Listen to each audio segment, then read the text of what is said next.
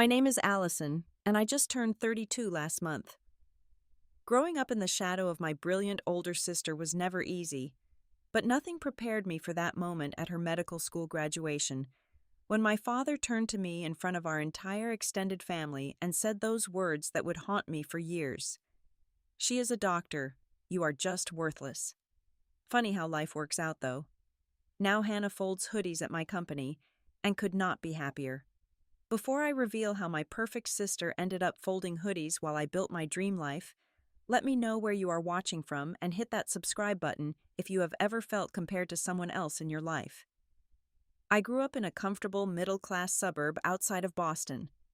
Our neighborhood was filled with well-maintained colonial-style homes, good schools, and families who prided themselves on their children's achievements. My father, William, was a prominent lawyer at a downtown firm.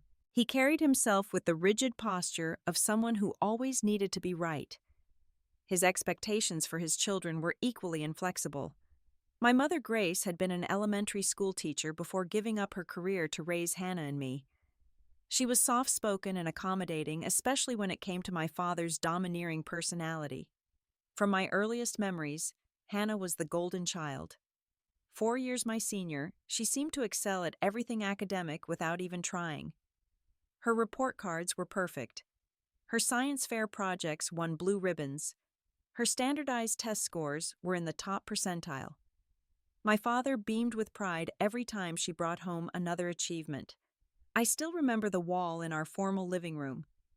It was covered in framed certificates, awards, and newspaper clippings featuring Hannah. My own achievements, mostly in art and design classes, were tucked away in drawers or displayed briefly on the refrigerator before being replaced by grocery lists or dental appointment reminders. Family dinners were especially difficult. My father would quiz Hannah on academic subjects, nodding approvingly as she recited historical facts or explained scientific concepts. When I tried to join the conversation, his interest visibly waned. "You should hear your sister talk about molecular biology," he would say. "Now that is something that will take her places." My mother would occasionally try to balance the attention. "Allison won the Classroom Creativity Award this week," she would mention softly. "That's nice," my father would reply, barely looking up from his plate. "Hannah, tell us more about that advanced chemistry program you applied for." Despite this environment, I discovered my own passion early. Art and design spoke to me in a way that science and mathematics never did. I loved creating things with my hands, sketching clothing designs, and reimagining everyday objects. By age 8, I was designing and sewing simple outfits for my dolls. By 10, I was modifying my own clothing with embellishments and creative alterations. When I was 10, I entered a citywide art contest on a whim. My art teacher had encouraged me, saying my watercolor painting showed exceptional understanding of color and composition for someone my age. To my surprise, I won first place. The award ceremony was scheduled for a Saturday morning at the local community center. I was so excited that someone outside my family recognized my talent. That morning, I put on my best dress and asked my parents if they were ready to go. My father looked confused. "Go where? My art contest?" "The award ceremony. I told you about it last week. They are going to display my painting and give me a certificate." "Oh, I am sorry, Allison," he said, checking his watch. "Hannah has her regional science competition today. We have to leave in 10 minutes if we want to get there on time." I looked at my mother, hoping for support, but she just gave me an apologetic smile. "Maybe Mrs. Jensen next door can take you," she suggested. I went to the ceremony with our neighbor. When they called my name, I walked up to receive my certificate while scanning the audience, still hoping my parents might have shown up after all. They hadn't. Mrs. Jensen took a photo of me holding my certificate, but it never made it to our living room wall. After that disappointment, I tried briefly to gain my father's approval through academics. I studied harder, stayed up late memorizing facts, and raised my hand more often in class. My grades improved from B's to A's, but they were never perfect like Hannah's. When I proudly showed my father my report card with all A's except for one, B+ in math, he glanced at it and said, "Not bad, but you know your sister never got anything less than an A." Eventually, I stopped trying to be Hannah. Instead, I leaned harder into developing my own talents and resilience. I saved my allowance to buy art supplies and fabric scraps. I read fashion magazines and design books from the library. I created a small workspace in the corner of my bedroom where I could sketch and create without interruption. It became my sanctuary in a house where I often felt invisible. By the time I reached middle school, I had developed a strong sense of my own creative abilities, even if they went unrecognized at home. What I didn't realize then was how this early independence would eventually become my greatest strength. When Hannah turned 18, she was accepted into a prestigious pre-med program. The celebration dinner my father organized was elaborate with extended family invited and champagne toasts. My mother baked Hannah's favorite chocolate mousse cake, and my father gave a speech about how proud he was of his brilliant daughter who would someday save lives. I was 14 then, and already developing my own identity separate from my family's expectations. While Hannah was filling out college applications, I was filling sketchbooks with clothing designs. While she was studying for chemistry exams, I was experimenting with fabric combinations and teaching myself to use my grandmother's old sewing machine. My high school had an excellent art program, and my teachers recognized my talent. Ms. Dawson, my freshman art teacher, even displayed some of my work in the main hallway. She would often stay after school to teach me new techniques or lend me books about famous designers. For the first time, I felt seen and appreciated for my unique abilities. At home, however, the divide continued to grow. My father became increasingly dismissive of my interests as they diverged further from the academic path Hannah was following. When I brought home an A on an art project that the teacher had praised as college-level work, my father merely shrugged. "That's fine for a hobby, Allison, but you need to focus more on your science and math if you want to get into a good college like your sister." By 16, I knew I wanted to pursue fashion design professionally. I had researched design school's requirements and career paths. I had built a portfolio of my work and even sold a few custom pieces to friends and their families. I felt ready to share my plans with my parents, so I chose a quiet Sunday evening when we were all home. "I have something important to tell you," I said as we finished dinner. "I have decided I want to study fashion design after graduation. There are some great programs in New York and California, and I have already started putting together my portfolio." The silence that followed was deafening. My mother looked down at her plate while Hannah glanced nervously between my father and me. Finally, my father set down his fork. "That's not happening," he said flatly. "No daughter of mine is wasting her education on something so frivolous." "It's not frivolous, Dad. It's an actual career. People make good money as designers. Artists starve, Allison. Doctors save lives," he replied, nodding toward Hannah. "Look at your sister. She has a real future ahead of her."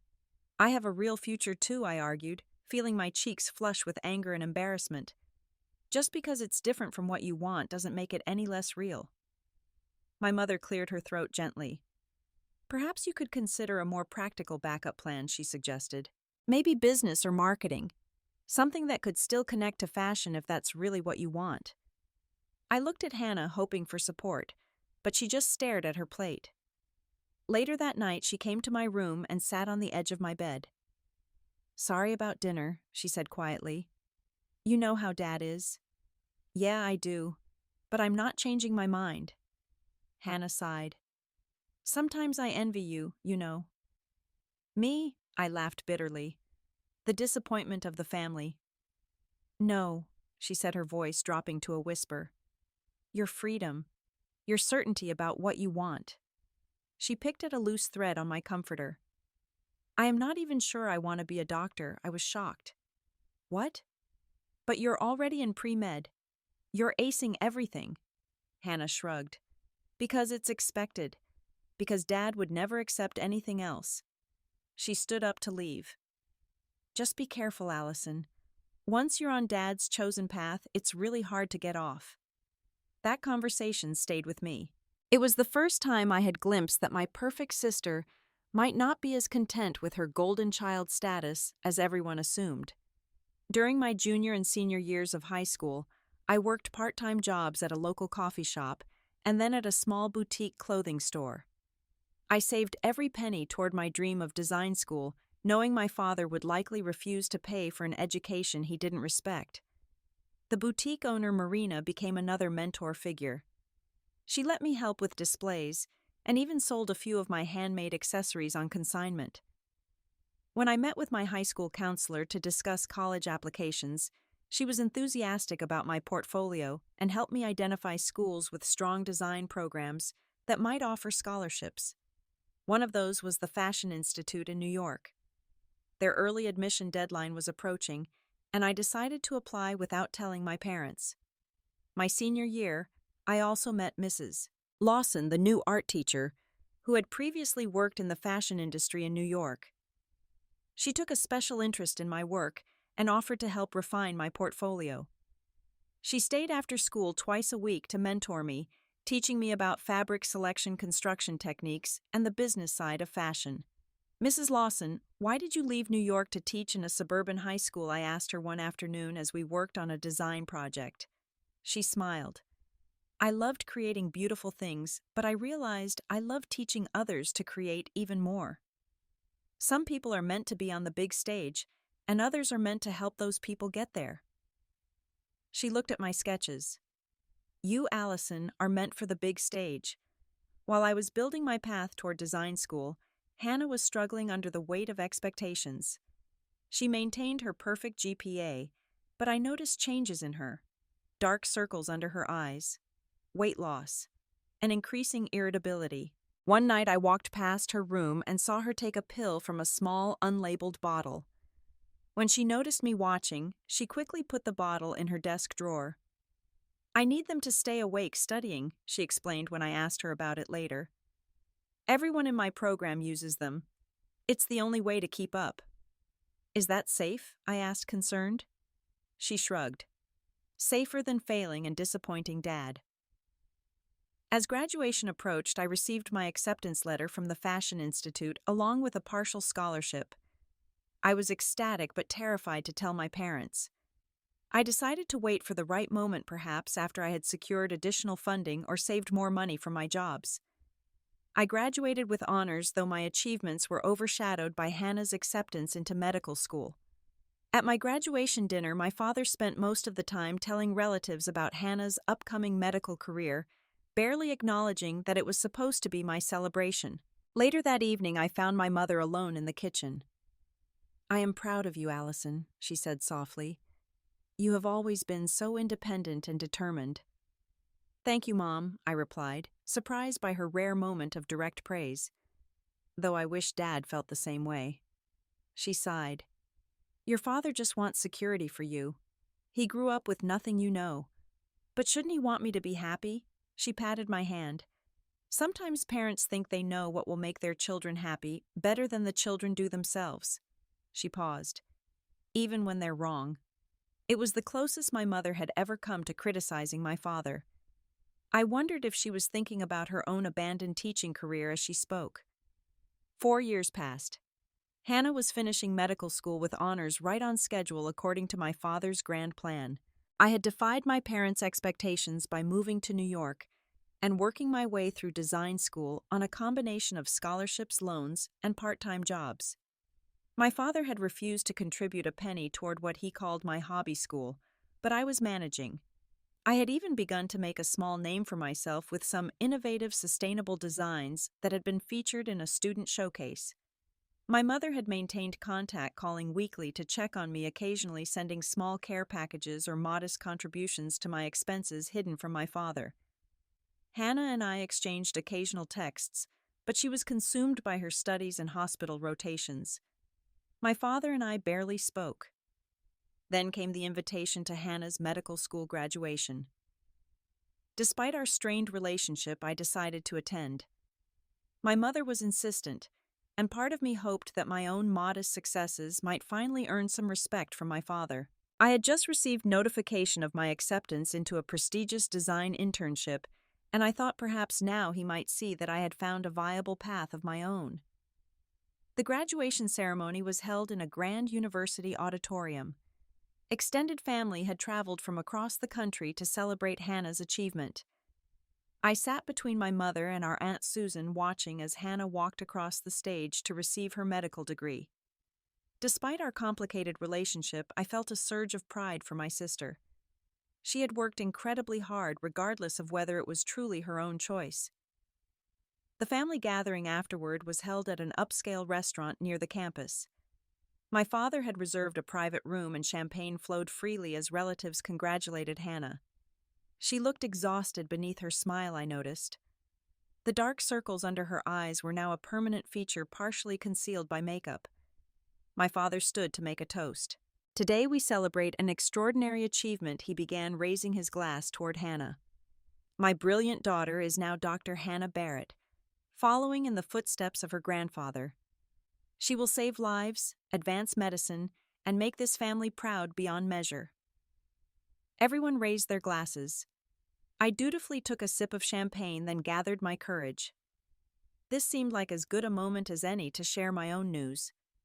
I have some good news too, I said, as conversations resumed around the table. I have been accepted into the Renwick Design Internship Program. It's really competitive, only 8 spots nationally, and it could lead to— I felt my father's hand clamp down on my shoulder, cutting me off mid-sentence. "This is your sister's day, Allison," he said sharply. "Can't you let her have the spotlight for once?" I wasn't trying to steal anything, I said, feeling my cheeks flush. "I just thought since everyone was here—" My father scoffed loudly, drawing the attention of everyone at the table. "You thought what? That your little sewing projects are comparable to becoming a doctor?" He laughed harshly. "She is a doctor, you are just worthless." The room fell silent. I stared at my father, unable to believe what he had just said, even though it merely articulated what had been implied my entire life. My Aunt Susan gasped. My mother put her hand to her mouth. Hannah went completely still, her champagne glass frozen halfway to her lips. "William," my mother finally said, her voice barely audible. "Well, it's true," he continued, seemingly oblivious to the shock around him. "Hannah will be saving lives while Allison plays with fabric scraps. We have one daughter to be proud of. That's enough." I felt as if all the oxygen had been sucked from the room. Years of dismissal and disapproval had been distilled into a single devastating statement delivered not in private, but in front of our entire extended family. I looked at my sister, hoping for some intervention, but Hannah just looked down at her plate. My mother remained silent, her implicit acceptance of his words, perhaps the deepest cut of all. Without a word, I stood up, grabbed my purse, and walked out. I heard my Aunt Susan call my name, but I didn't stop. Outside, the spring air felt cool against my burning face. I walked aimlessly for several blocks before finding a bench in a small park. There, I finally let the tears come. My phone buzzed with messages from my mother and aunt, but I ignored them. As darkness fell, I checked into a nearby hotel, rather than returning to my parents' house where I'd been staying for the graduation. I spent the night alternating between tears and a strange, calm clarity. By morning, I knew what I had to do. I returned to my parents' house early while they were still asleep and packed my belongings. I left a brief note saying I had to return to New York for work. It wasn't entirely a lie, I did have a job waiting, but I could have stayed another day as planned. I just couldn't bear to see my father or even my mother with her well-meaning but ineffectual attempts to smooth things over. As I was leaving, Hannah appeared in the hallway, still in her pajamas. Her eyes were red and swollen. "Allison, wait," she said. "About last night?" "Don't," I replied, hoisting my bag over my shoulder. "You didn't say anything then. You don't need to say anything now." "I didn't know he would say that. I never thought—" "But you knew he thought it," I interrupted. "We've both always known exactly what he thinks of me." She didn't deny it. "I'm sorry," she whispered. I just nodded and walked past her to the door. Before I left, I turned back. "Congratulations on becoming a doctor, Hannah. I hope it's everything you wanted." The train ride back to New York gave me hours to think. I replayed my father's words over and over, each repetition like a knife. "She is a doctor, you are just worthless." But somewhere between Philadelphia and New York, something shifted inside me. Those words, meant to crush me, instead crystallized a decision I had been moving toward for years. I would no longer seek my father's approval or validation. I would no longer measure my worth against my sister's achievements. I would build my own life on my own terms.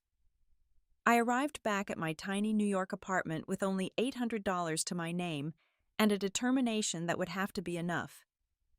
The partial scholarship to design school had covered my tuition, but New York living expenses had depleted my savings. The internship paid only a small stipend. I would need to supplement it with other work to survive. That night my mother called. I let it go to voicemail. When I finally listened to her message, it was the same familiar refrain. "Your father didn't mean what he said, Allison. He was just excited for Hannah. You know how he gets. Try to understand." But I did understand far too well, and I was done trying to make excuses for him. I texted her back simply, "I am fine. Need some space right now. We'll call when ready." I didn't call for nearly 3 months. New York tested every ounce of my determination. I found a tiny apartment in Brooklyn shared with 3 other struggling creative types. The bathroom was the size of a closet, and the kitchen barely had room for a mini fridge, but it was affordable and close to a subway line. I worked my design internship during the day and picked up evening and weekend shifts at a coffee shop to make rent. Sleep became a luxury. Some nights I returned from my barista job at 11 only to stay up until 3 working on designs for the internship, then wake at 6 to do it all again. But unlike the pressure Hannah had faced, this exhaustion was in service of my own dreams, not someone else's expectations. My internship at Renwick Design was demanding but exhilarating. The creative director Elaine was known for her brutal honesty and exacting standards. In my second week, she returned my technical drawings with so much red ink they looked like they were bleeding. But instead of breaking me, her criticism energized me. This wasn't personal like my father's disapproval, it was professional feedback aimed at making me better. "Clean lines, fresh perspective, but sloppy execution," Elaine noted on one of my designs. "Your ideas are interesting, Barrett. Your technique needs work. Stay late today. I'll show you what I mean." That evening she spent 2 hours demonstrating proper technical drawing techniques. By the end my fingers were cramped, but my drawings were measurably better. "Not terrible," she said, which from Elaine was high praise. "Now do 50 more until it's second nature." I did, working late into the night in the empty office, determined to master every aspect of my craft. What set me apart at Renwick was my focus on sustainable fashion. While most of the other interns were chasing trends, I was researching eco-friendly fabrics and ethical production methods. My senior project proposal centered around a collection made entirely from reclaimed materials and manufactured using zero-waste techniques. When I presented the concept, Elaine raised an eyebrow. "Sustainable fashion is having a moment, but most designers are just using it as a marketing gimmick. Are you serious about this approach?" "Absolutely," I replied. "Fast fashion is destroying both the environment and the lives of garment workers. I want to prove that ethical fashion can also be beautiful and commercially viable." She studied me for a moment. Ambitious, possibly naive, but interesting. She tapped my proposal with her pen. "Develop this further. Research the real costs. Find innovative materials. If you can make sustainability sexy rather than sanctimonious, you might have something." I threw myself into the project, spending weekends scouring thrift stores and fabric recycling centers for materials. I experimented with techniques for transforming discarded clothing into new textiles. I researched small-scale ethical manufacturing options in the city. The work was all-consuming, but for the first time in my life, I felt completely aligned with my purpose. During this period, contact with my family was minimal. My mother called weekly, but our conversations were superficial. She never mentioned my father's graduation day comment, and I never brought it up. Hannah sent occasional texts about her medical residency, carefully neutral messages that avoided any real connection.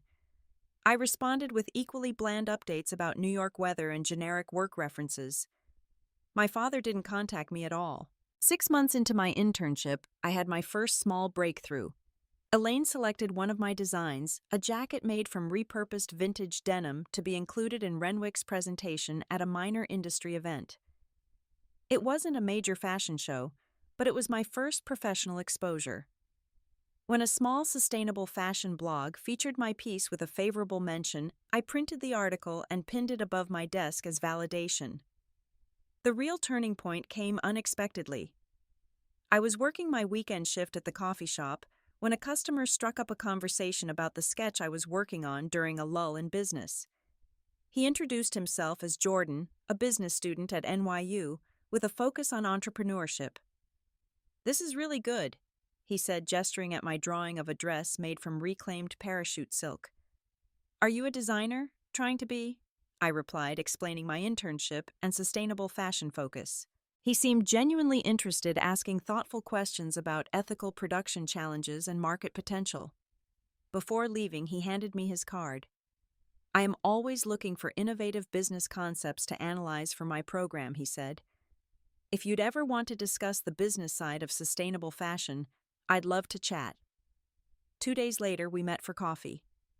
What I expected to be a brief conversation about fashion business models turned into a 4-hour discussion about everything from supply chain ethics to marketing psychology. Jordan had a mind for systems and strategy that complemented my creative focus. By the end of our meeting, we had outlined a rough business plan for a sustainable clothing brand that would focus on timeless, versatile pieces made from reclaimed materials. That first meeting led to more, both professional and personal. Jordan began helping me develop the business framework for my design concepts, while I helped him with a case study for his entrepreneurship program. Somewhere along the way, our professional collaboration evolved into a romance unexpected but welcome in my otherwise solitary New York existence.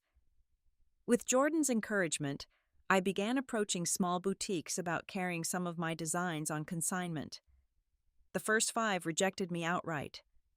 The 6th, a tiny shop in the East Village called Conscious Closet, that specialized in ethical fashion, agreed to take 3 pieces. When all 3 sold within a week, the owner, Lucia, called me immediately. "I need more pieces," she said. "My customers love the story behind your work and the quality is exceptional. Can you bring me 5 more by next Friday?" I stayed up for 48 hours straight to fulfill that order, sewing by hand, when the ancient sewing machine I had bought at a thrift store broke down. When those 5 pieces sold just as quickly, I used the profits to buy a better machine and expand my material inventory. Meanwhile, my mother continued to call with updates about Hannah. "She is working such long hours at the hospital, but your father is so proud. She just presented a case study at a regional medical conference," she told me during one call, either oblivious to or ignoring the implied comparison. "That's great," I would reply, mechanically changing the subject to safer topics like her garden or a new recipe she had tried. What my mother didn't know was that I was building something meaningful step by small step. After my internship ended, Elaine had connected me with freelance design opportunities. Lucia had introduced me to other boutique owners interested in sustainable fashion. Jordan had helped me secure a small business loan to expand my production capabilities. I was still working part-time at the coffee shop to make ends meet, but I could see a path forward. 3 years after leaving my sister's graduation, I had established a small but growing brand identity. My one-room workshop in a converted warehouse space housed 3 sewing machines and a cutting table. I had hired my first part-time assistant, a fashion student named Talia, who shared my passion for sustainable design. I was not rich by any means, but I was independent, doing work I believed in and answering to no one but myself. Then in the middle of the night, my phone rang with a call from Hannah. I almost didn't answer. It was 2:30 in the morning and I had an early meeting with a potential investor the next day. But something about a middle-of-the-night call suggested emergency, so I swiped to accept. "Hannah," I said groggily. "What's wrong?" At first all I heard was ragged breathing. Then my sister's voice, barely recognizable through tears. "I can't do this anymore, Allison. I just can't. Can't do what I asked," sitting up in bed, suddenly alert. "Are you okay?" "No," she sobbed. "I haven't been okay for years. I am falling apart." Over the next hour, the sister I had always seen as perfect poured out a story of profound struggle. The pressure to maintain the image of the brilliant doctor had driven her to dependency on prescription medications, first to stay awake during long study sessions and hospital shifts, then to sleep when anxiety kept her mind racing. She had developed severe depression, but had hidden it from everyone, especially our father. Her medical practice was struggling because her heart wasn't in the work. "I never wanted to be a doctor, Allison," she confessed, her voice breaking. "I just never knew how to say no to Dad. I never had your courage. I am not on call tonight and I took too many pills," she continued. "I am not trying to kill myself, but I am scared. I don't know what I took anymore or how many. Everything is a blur." My heart raced. "Have you called an ambulance?" "No," she whispered. "I can't. If the hospital finds out, my career is over. Dad will know I failed. I just need someone to talk to me, keep me awake. I think I'll be okay if I just stay awake." I grabbed my laptop while keeping her on the phone, quickly searching for flights to Boston. There was one leaving in 3 hours. "Hannah, listen to me. I'm coming to Boston. Right now. But you need to call someone local who can stay with you until I get there." After some convincing, she agreed to call her neighbor, a nursing student who lived in the same apartment building. I stayed on the phone until the neighbor arrived, then rushed to pack a bag and get to the airport. The flight to Boston was the longest hour of my life. When I finally arrived at Hannah's apartment, I was shocked by what I found. My always impeccable sister opened the door looking like a ghost. Her hair was unwashed, her clothes rumpled, and her apartment was in disarray, with unwashed dishes piled in the sink and medical journals scattered across every surface. Empty pill bottles littered her nightstand. Her neighbor, who had stayed through the night, quietly filled me in before leaving. She had checked Hannah's vital signs and didn't think she needed hospitalization, but she was concerned about her mental state. "I think this has been building for a long time," she said. "She needs help." After the neighbor left, Hannah collapsed on the sofa, physically and emotionally exhausted. "I have been living a lie for so long," she said, staring blankly at the ceiling. "My practice is failing because I make mistakes. I can't focus. Patients are leaving. I have debt from medical school that I can't pay. I write prescriptions for myself because I can't sleep without medication anymore." She looked at me with red-rimmed eyes. "Dad calls every week to ask about my brilliant career. I just keep lying." I held her hand as she talked, years of resentment dissolving in the face of her pain. This wasn't the perfect sister who had overshadowed me. This was a broken woman who had sacrificed her authentic self at the altar of our father's expectations. After she finally fell asleep, I called our parents. My mother answered, her voice sleepy and confused. "Allison, it's 5 in the morning. Is everything okay?" "No, Mom, it's not. I am at Hannah's apartment. She's in trouble and needs help. I think you and Dad should come over." "What kind of trouble? Is she hurt? Should we call an ambulance?" "She's not physically injured, but she's having a breakdown. She's been hiding depression and medication dependency for years. Her practice is struggling. She needs support, not judgment." My mother was silent for a moment. "I'll talk to your father, and we'll be there as soon as we can." 2 hours later, my parents arrived. My mother looked genuinely concerned, but my father seemed more irritated than worried. Hannah was awake by then, sitting on the couch, wrapped in a blanket, looking small and vulnerable. "What is this about a breakdown?" my father demanded as he walked in. "Hannah, you have patients who depend on you. You can't just fall apart." "William, please," my mother said, putting her hand on his arm. "Can't you see she's suffering?" I watched as my father surveyed the messy apartment, his eyes lingering on the pill bottles. His expression hardened. "This is ridiculous," he said. "Everyone gets stressed. You just need to toughen up. Take a weekend off if you must, then get back to work. Your grandfather worked through worse than this." Something snapped inside me. I stepped between him and Hannah. "Stop it," I said, my voice low but firm. "Can't you see she's drowning? She never wanted to be a doctor. She did it for you. And now it's destroying her." My father scoffed. "That's absurd. Of course she wanted to be a doctor. She was born for it." "Hannah, tell him," I urged, turning to my sister. Hannah looked up, meeting our father's eyes perhaps for the first time as an equal rather than a supplicant. "It's true, Dad," she said quietly. "I never wanted this life.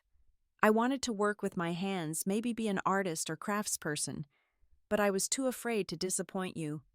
My father looked genuinely bewildered, as if the possibility had never occurred to him. "This is just the stress talking," he insisted. "Once you're feeling better—" "Stop," I interrupted. "This isn't about you right now. Hannah needs real help, not your denial." She looked at our mother.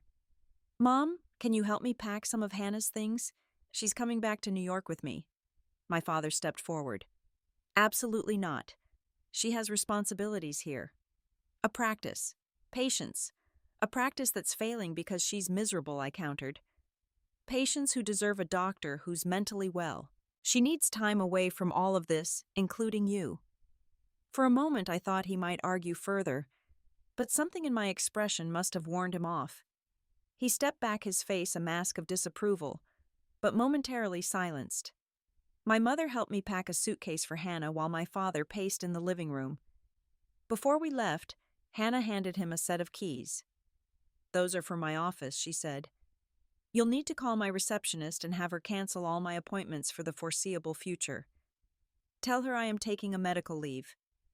His hand closed around the keys, his knuckles white. "This is a mistake, Hannah.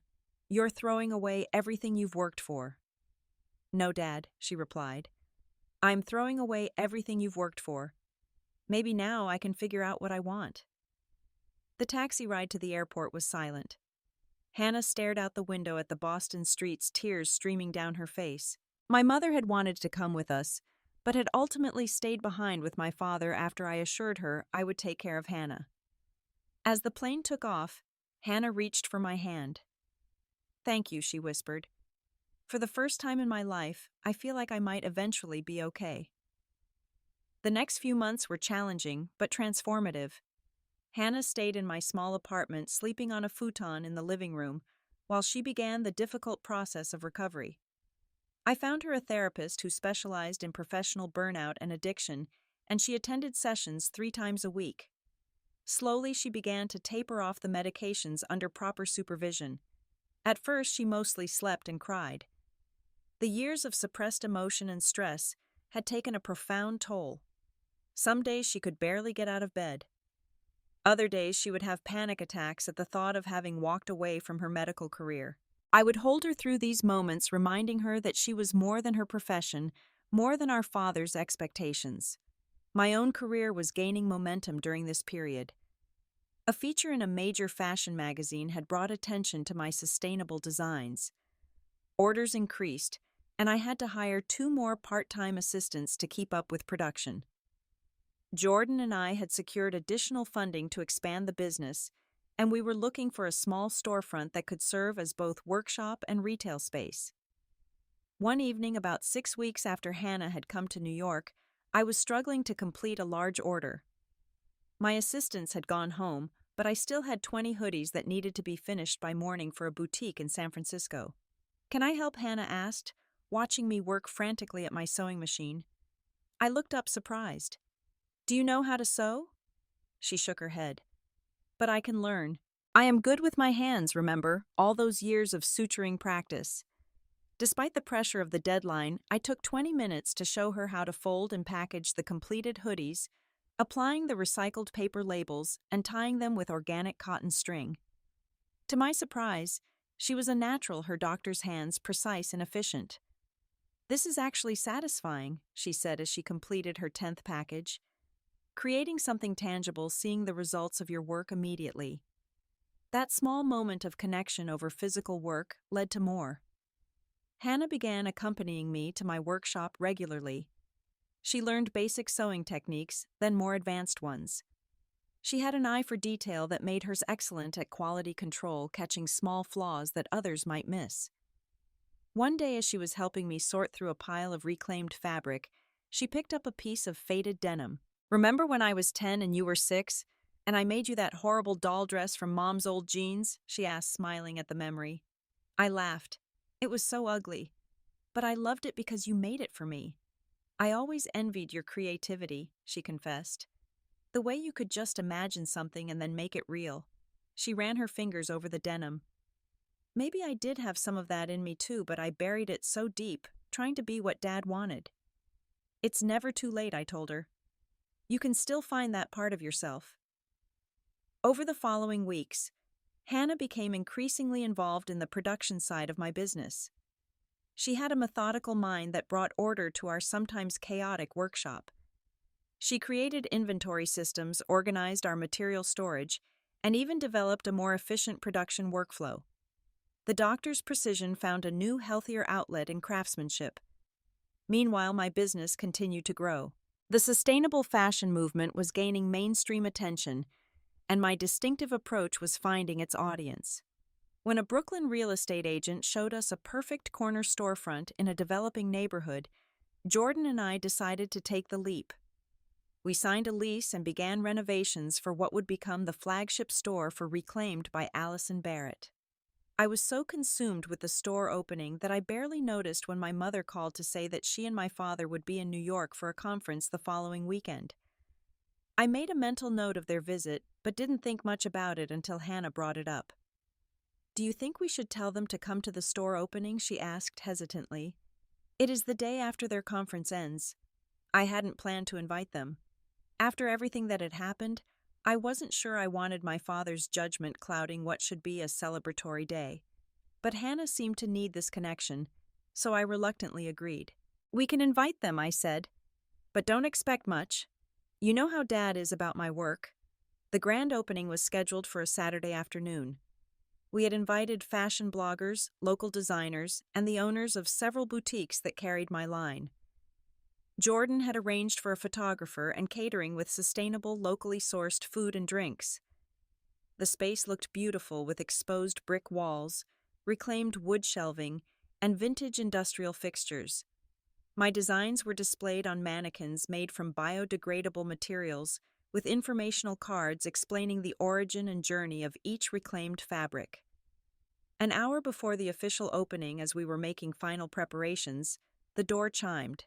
I looked up to see my parents standing awkwardly in the entrance. My mother was smiling nervously. My father looked uncomfortable and out of place in his tailored suit amid the deliberately unpolished aesthetic of the store. "Allison, your store is lovely," my mother said, stepping forward to hug me. "I am so proud of what you've created." My father cleared his throat. "Yes, well, the location seems good. Lots of foot traffic." It was as close to a compliment as I was likely to get. Hannah emerged from the back room where she had been organizing the stock. There was a moment of tension as she and my father saw each other for the first time since her departure from Boston. "Hannah," my father said stiffly, "you look well." "I am well, Dad," she replied. "Better than I have been in years." My mother rushed to fill the awkward silence that followed. "Hannah has told us you've been helping her, Allison, that you've been so supportive. We're very grateful." Before I could respond, customers and invited guests began to arrive. The opening event was soon in full swing, with people browsing the collections, asking questions about the sustainable practices, and placing orders. I was constantly in motion, greeting visitors, explaining my design philosophy, and handling sales. At one point, I noticed my father standing alone watching as Hannah demonstrated to a customer how each hoodie was individually folded and packaged. Her face was animated as she explained the zero-waste philosophy behind our packaging. The customer was clearly charmed by her enthusiasm and purchased 2 pieces. I approached my father after the customer left. "So what do you think?" I asked, gesturing around the store. He seemed to choose his words carefully. "You have a good business sense, I can see that. Must get that practical side from me." It was so typical of him to try to claim credit for any aspect of my success that he could relate to.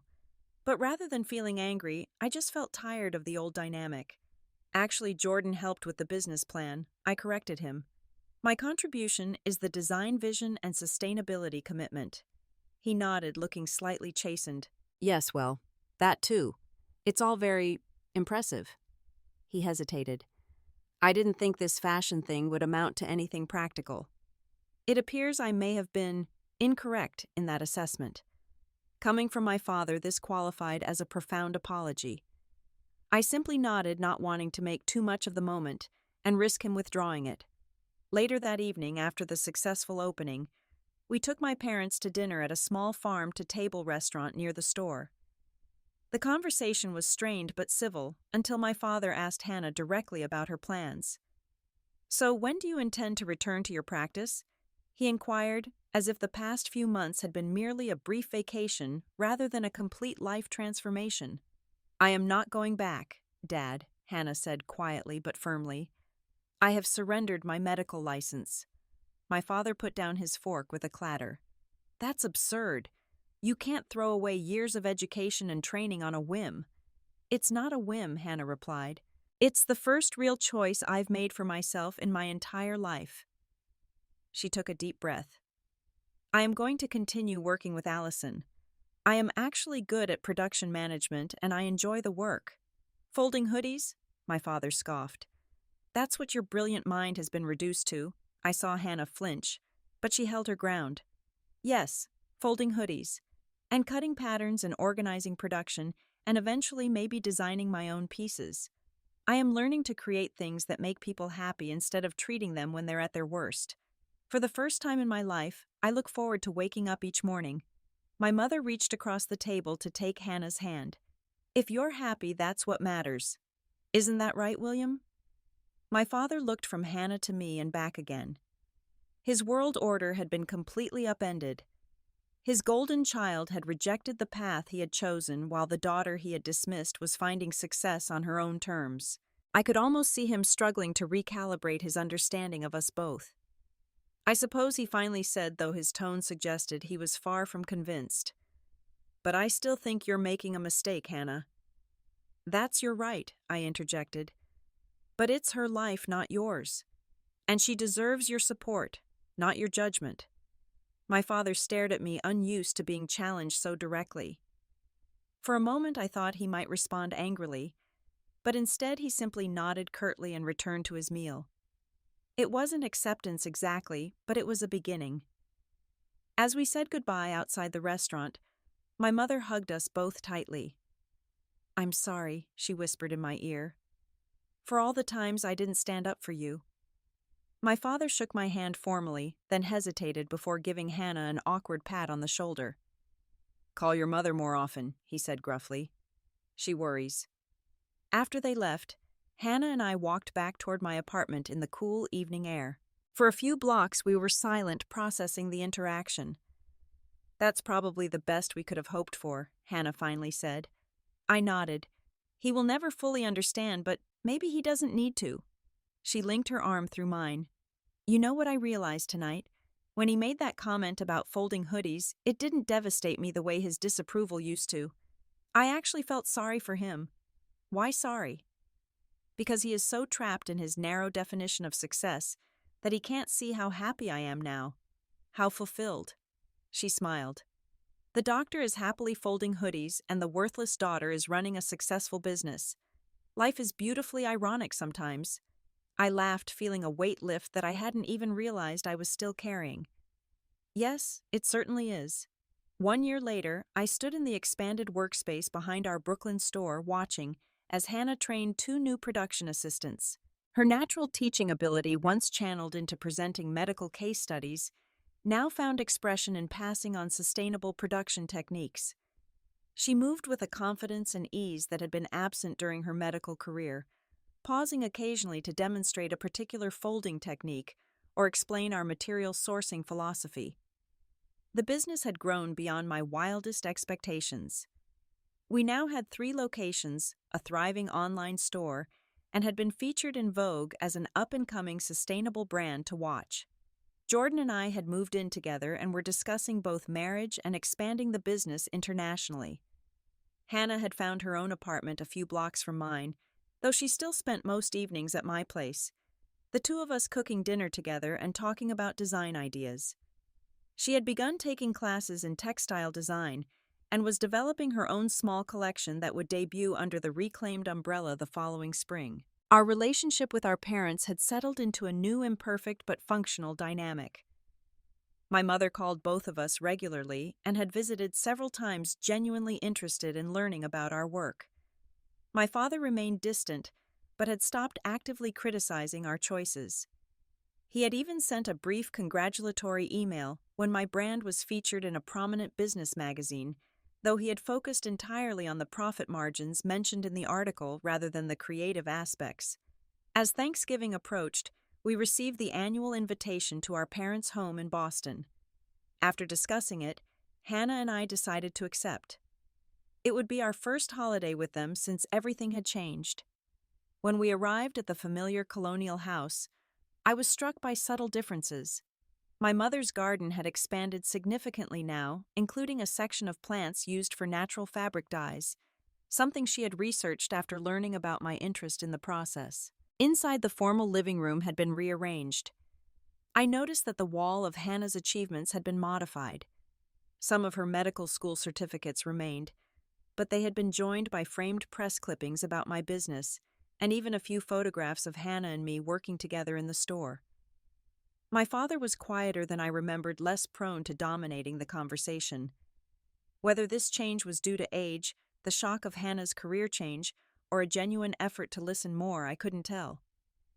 My mother seemed more animated, sharing stories about her newly revived interest in watercolor painting, something she had enjoyed before marriage, but had abandoned during our childhood. After dinner, we gathered in the living room with coffee and my mother's homemade pumpkin pie. An awkward silence fell, the weight of past conflicts and unresolved tensions still palpable despite the tentative peace. "I think we should talk about what happened," my mother finally said, setting down her coffee cup. "About the things that were said at Hannah's graduation. About the way your father and I failed to see you both clearly." My father shifted uncomfortably in his chair, but didn't object to her opening this difficult conversation. "I never should have said what I did," he admitted, his voice gruff. "About you being worthless, Allison. It was cruel and untrue. I was wrong." The admission, so long in coming, felt both monumental and somehow insufficient. The damage his words had caused couldn't be erased by a single acknowledgement, no matter how sincere. "Yes, you were wrong," I replied, not unkindly, but unwilling to pretend the hurt hadn't been real. "But in a way, I am grateful." "Grateful?" he asked, clearly confused. Those words crystallized everything I had felt growing up in this house. They forced me to accept that I would never have your approval, and that I needed to build my life on my own terms. Without that moment, I might have spent years still trying to earn your respect instead of creating something I truly believe in. My father looked stricken, but I continued, needing to speak my truth fully after years of silence. "The irony is that by calling me worthless, you freed me to discover my own worth completely separate from your assessment of it. I found strength I didn't know I had." Hannah reached over to squeeze my hand. "You always had that strength, Allison. I saw it even when you didn't. That's why I called you that night when I was falling apart. I knew you were the one person who had figured out how to live authentically despite everything." My mother wiped tears from her cheeks. "I should have protected you both better.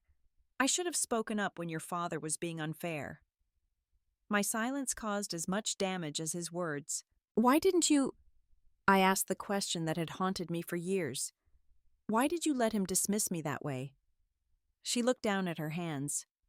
"I was afraid," she admitted. "I gave up my own dreams when I married your father. My teaching, my art. I told myself it was for the family, but the truth is, I was afraid to stand up for what I wanted."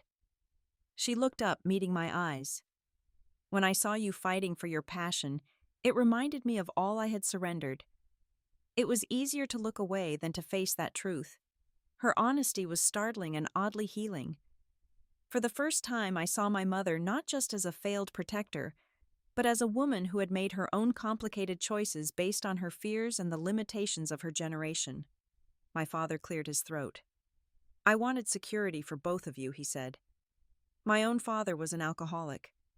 We never knew if there would be food on the table or if the electricity would stay on. I swore my children would never face that uncertainty. I thought following established professions was the only sure path." "I understand that, Dad," Hannah said gently. "But you confused security with happiness.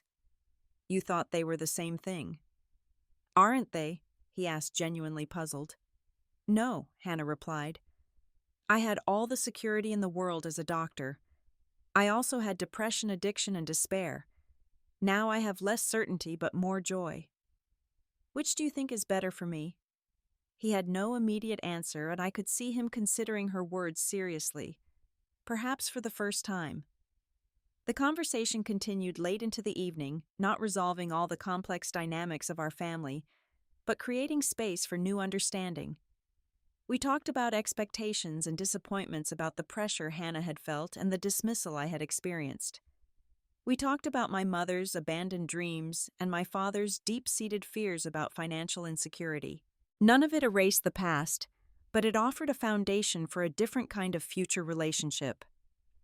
Before we left that weekend, my father awkwardly asked to see photographs of our newest collection. As I showed him images on my phone explaining the story behind each reclaimed material, I caught a glimpse of something I had never seen in his eyes when looking at my work before: genuine interest, perhaps even a hint of pride. It wasn't a fairy tale transformation. My father would always be who he was, with his rigid views and difficulty expressing emotion. My mother would always carry the regret of her silence. Hannah and I would always bear the scars of growing up under the weight of unequal expectations.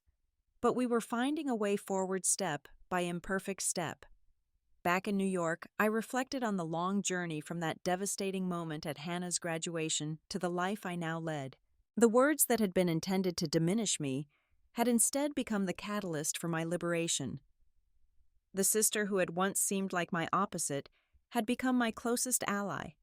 The path that had seemed like a rejection of family values had led to a more authentic version of success than anything my father had envisioned for either of us. In the end, worth isn't bestowed by others, no matter how loudly they proclaim their judgments. It is discovered in the quiet moments of choosing your own path, of creating something meaningful, of helping others find their way. Sometimes the most painful rejections lead to the most authentic discoveries. Sometimes the person labeled worthless ends up creating the most value. And sometimes the doctor really is happier folding hoodies. Have you ever been compared unfavorably to someone else in your life? How did you overcome it and find your own path? I would love to hear your stories in the comments below. And if this tale of finding worth beyond others' judgments resonated with you, please hit that like button, subscribe to hear more stories of resilience and transformation, and share this video with someone who might need to hear that their worth isn't determined by anyone's opinion but their own. Thank you for listening to my journey, and remember, sometimes the harshest words can lead to the most beautiful beginnings.